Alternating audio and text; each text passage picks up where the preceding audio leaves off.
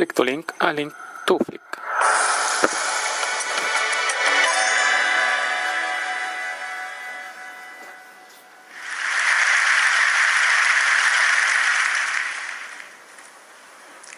Piano, P, is my favorite musical symbol. It means to play softly. If you're playing a musical instrument and you notice a P in the score, you need to play softer. 2 Ps, even softer. 4 Ps, extremely soft. This is my drawing of a P tree, which demonstrates no matter how many thousands upon thousands of Ps there may be, you'll never reach complete silence. That's my current definition of silence, a very obscure sound. I'd like to share a little bit about the history of American Sign Language, ASL, plus a bit of my own background. French Sign Language was brought to America during the early 1800s, and as time went by, mixed with local signs, it evolved into the language we know today as ASL. So it has a history of about 200 years. I was born deaf, and I was taught to believe that sound wasn't a part of my life. And I believed it to be true. Yet, I realize now that that wasn't the case at all. Sound was very much a part of my life, really on my mind every day.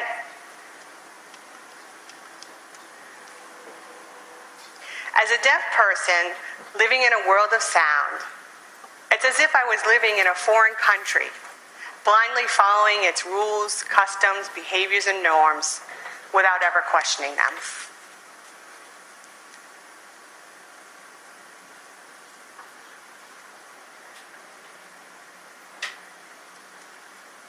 So how is it that I understand sound? Well, I watch how people behave and respond to sound. You people are like my loudspeakers and amplify sound, and I learn and mirror that behavior. At the same time, I've learned that I create sound, and I've seen how people respond to me. Thus, I've learned, for example, don't slam the door. Don't make too much noise when you're eating from the potato chip bag. Don't burp. And when you're eating, make sure you don't scrape your utensils on the plate. All of these things I term sound etiquette. Maybe I think about sound etiquette more than the average hearing person does. I'm hypervigilant around sound. And I'm always waiting in eager, nervous anticipation around sound about what's to come next. Hence this drawing. TBD, to be decided. TBC, to be continued. TBA, to be announced. And you notice the staff, there are no notes contained on the lines. And that's because the lines already contain sound through the subtle smudges and smears. In deaf culture, movement is equivalent to sound.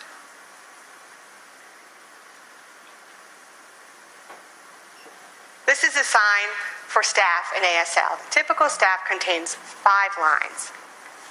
Yet for me, signing it with my thumb sticking up like that doesn't feel natural. That's why you'll notice in my drawings I stick to 4 lines on paper. In the year 2008, I had the opportunity to travel to Berlin, Germany for an artist residency there.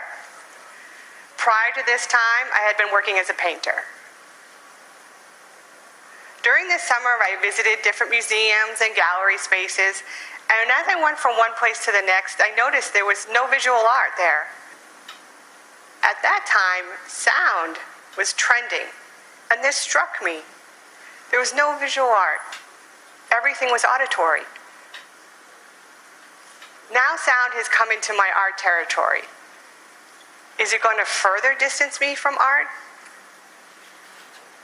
I realized that doesn't have to be the case at all. I actually know sound. I know it so well that it doesn't have to be something that's just experienced through the ears.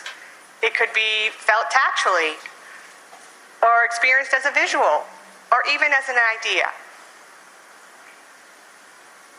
So I decided to reclaim ownership of sound and to put it into my art practice. And everything that I had been taught regarding sound, I decided to do away with and unlearn. I started creating a new body of work. And when I presented this to the art community, I was blown away with the amount of support and attention I received. I realized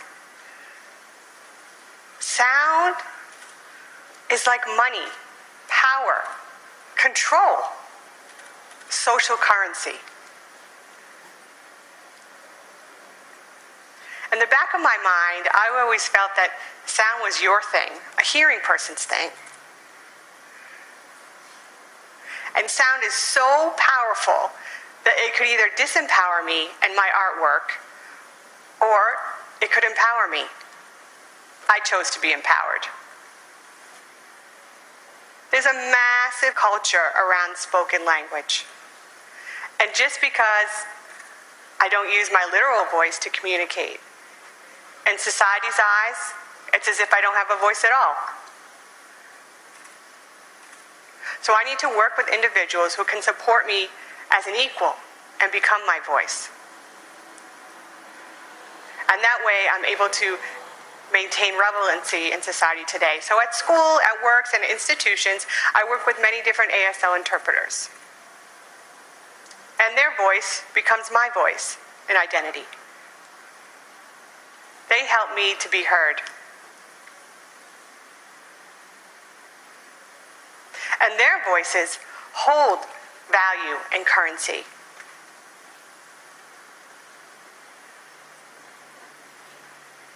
Ironically, by borrowing out their voices, I'm able to maintain a temporary form of currency, kind of taking out a loan with a very high interest rate.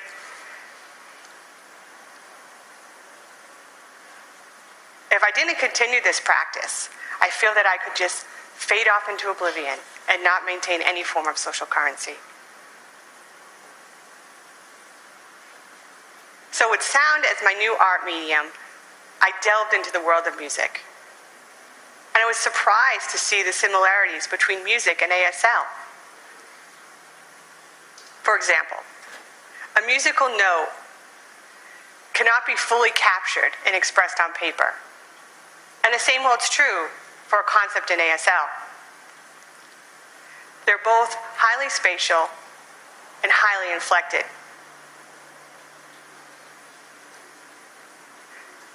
Meaning that subtle changes can affect the entire meaning to both signs and sounds.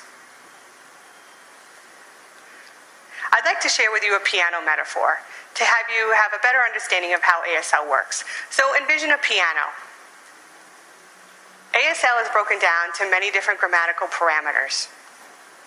If you assign a different parameter to each finger as you play the piano, such as facial expression, body movement, speed, hand shape, and so on as you play the piano, English is a linear language, as if one key is being pressed at a time. However, ASL is more like a chord. All 10 fingers need to come down simultaneously to express a clear concept or idea in ASL. If just one of those keys were to change, the chord, it would create a completely different meaning. The same applies to music in regards to pitch, tone, and volume. Flick to link, a link to flick. My photo taste is the Pinterest, because they are the best.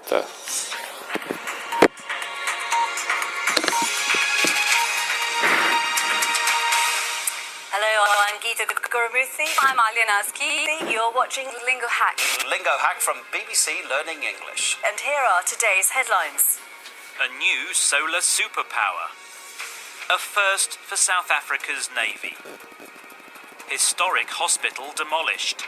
Here are the words and phrases for you to learn. Plant. Broke new ground. To renovate. Let's hear more about today's news stories. The World Bank has confirmed that Morocco is about to become a solar superpower by opening the world's biggest solar plant. Plant. Plant. Type of factory which generates electricity. The World Bank has confirmed that Morocco is about to become a solar superpower by opening the world's biggest solar plant. The plant on the edge of the Sahara will create electricity for 1 million homes using these giant mirrors to capture energy from the sun and to generate steam. But the really clever thing about this particular plant is that it can store energy to generate solar power even while it's dark. Now, let's take you to South Africa, and Zimasa Mabela has been on her first patrol after she became the first African woman to command a Navy vessel. She broke new ground when she took charge of a demining ship based in Cape Town last month. Broke new ground. Broke new ground. Did something nobody has ever done before. Now, let's take you to South Africa, and Zimasa Mabela has been on her first patrol after she became the first African woman to command a Navy vessel. She broke new ground when she took charge of a demining ship based in Cape Town last month. The 38-year-old mum of two says she wants to be judged on her ability to command and not her gender. And finally, to Dallas, Texas, and a building which was a piece of the city's history. This, the first hospital in Dallas to perform a successful heart transplant. That was 1985. It didn't take long for that demolition to bring the building down. Apparently, it would have been just too expensive to renovate it. To renovate. To renovate. To improve its condition. And finally, to Dallas, Texas, and a building which was a piece of the city's history. This, the first hospital in Dallas to perform a successful heart transplant. That was 1985. It didn't take long for that demolition to bring the building down. Apparently, it would have been just too expensive to renovate it. That's all from Lingo Hack for today.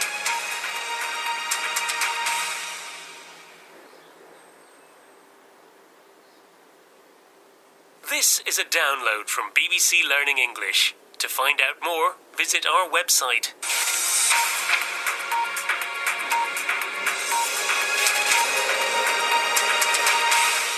Hello, I'm Geeta Gurumurthy. Welcome back to English at Work, where Anna and Tom are in a bit of a predicament. Following a successful business meeting, they've returned to the airport to discover their flight has been cancelled. What are they going to do next? Right, they rebooked us onto the next flight, which is at 7 o'clock tomorrow morning. Tomorrow morning? What are we going to do until then? It's okay, Anna. Calm down. I've sorted out a hotel. Quite a nice one, actually. But what about our new contract? I've got to sort it out. Anna, take a deep breath. It'll be okay. Let's go and get a drink, and we'll work things out. Anna, maybe Tom's right for once. Go and enjoy some French hospitality. You've done really well today, but perhaps you should keep your boss Paul in the picture. In the picture? I didn't take any photos. No, Anna. I mean keep him informed. It's always a good idea to keep the boss updated on what's going on. He is the boss after all. Okay, I will. Yeah. Oh, well, this one looks quite cosy. I'll order us a beer, shall I? I prefer an orange juice, please. Oh, really? Okay, then. Garcon, je m'appelle un beer, citron juice thing. Au revoir. No, Tom. Pardon, je voudrais un grand beer et 2 jus d'orange, s'il vous plaît. Oui, madame. Well, she likes you. Well, actually, everyone likes you, Anna. I like you because... I like you too, Tom.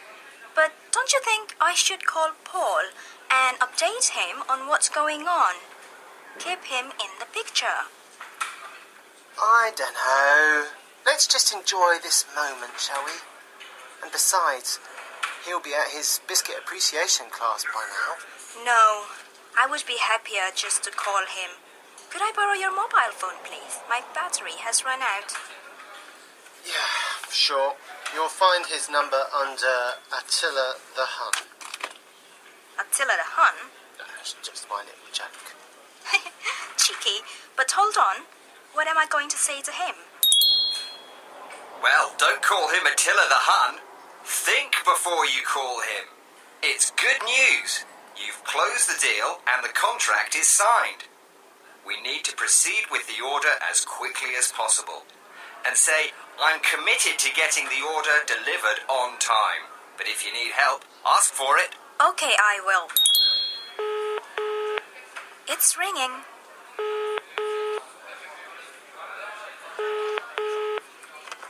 Hello? Hi, Paul. It's Anna.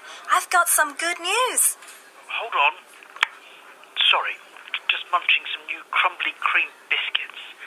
Now, what's the good news? Is it about the contract? Yes, I've closed the deal with Fruit Traders International, and the contract is signed. Excellent news. To keep them happy, we need to proceed with the order as quickly as possible. Of course. So, what are you planning to do? Well, obviously, I'm committed to getting the order delivered on time, but I might need some help. I wonder if Tom could... Yes, Tom can help you. Denise tells me you have a special chemistry. Actually, where is Tom now? Is he home yet? He's not. Actually, Paul, Tom and I are going to stay in a hotel tonight. Hello? Hello? Oh, I've lost the signal. He's gone. Oh, never mind, Anna. I think he got the message. Another drink? Let's hope Paul has got the right message about Anna and Tom. Anyway, she's briefed the boss and kept him in the picture. Here's a reminder of some of the phrases she used. It's good news. I've closed the deal and the contract is signed. We need to proceed with the order as quickly as possible. I'm committed to getting the order delivered on time, but I will need some help. A good day's work for Anna, but now it's time for bed. Right. Well, it's time for bed. We've got an early start tomorrow. So, where are we staying? A lovely little boutique hotel just round the corner. I've booked a room with a view. A room? One room? Yeah, that's all they had, actually. Honest. This could be interesting. Let's hope things remain professional. Until next time, bye!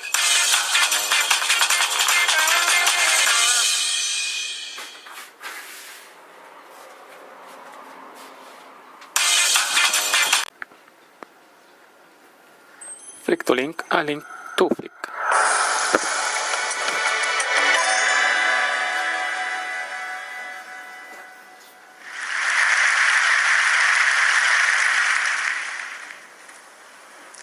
Piano, P, is my favorite musical symbol. It means to play softly,